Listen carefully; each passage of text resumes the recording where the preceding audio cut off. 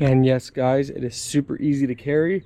As you guys can see, once you unlatch it from there, lay it down, lock it in here, and then you can just pick it up. Hello everyone, welcome back. So today we are unboxing and showing you guys and testing out this scooter. So let's get started. Alright, right out of the box, this is it. You do have to put the wheel on. I'm told it's not that hard, so we'll find out, won't we? So here's going to be issue number one. Not yet. It could be. So a lot of these scooters have problems when you lift it up. They don't lock in place, but let's see if this one works. All right, we got it up. Now let's lock it. Okay.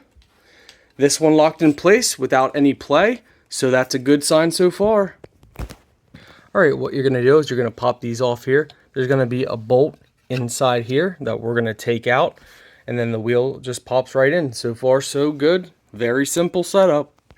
The easiest way to get this bolt out is to use one of their wrench tools in here. Not wrenches, but their tools that they provide. Put it on the ground and then twist at the top with this one while you're holding the bottom one. You can go ahead and leave that right in there.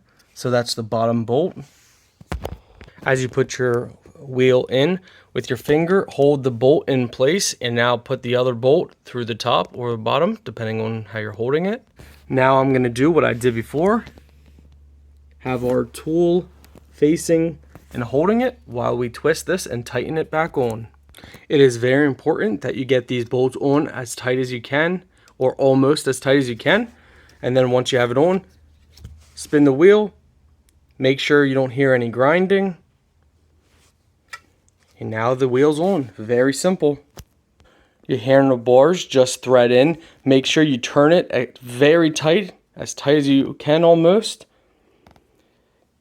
It's going to be marked in your bag, left and right, and then you just turn this in. Now it says turn this way, but that makes it loose, so I think they put that on wrong, the little sticker. So you take that sticker off once you know right's right and left is left.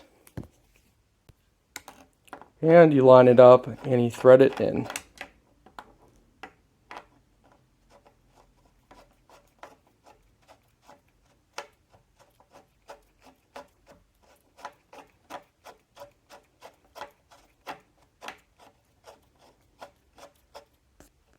Ha, actually, they had it right. You do turn it that way that they had it pointing. I guess I'm the dumb one here. So we make it tight. So this is your throttle, or it should be your throttle, and this should be your brake. However, I recommend you use the back brake way more because the front brake is very touchy, and that's how a lot of bad accidents happen. So make sure you learn everything.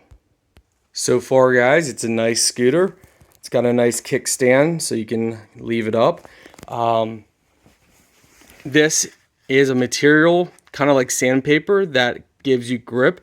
So that is an extremely, extremely, extremely good feature about this. So far, I'm loving the quality and everything. Oh guys, this is actually a lot nicer than our other scooter we have.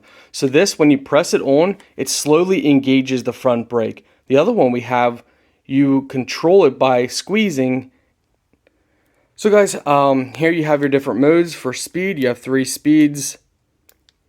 To turn on the headlights, you double press once this is powered on, and the headlights are now on.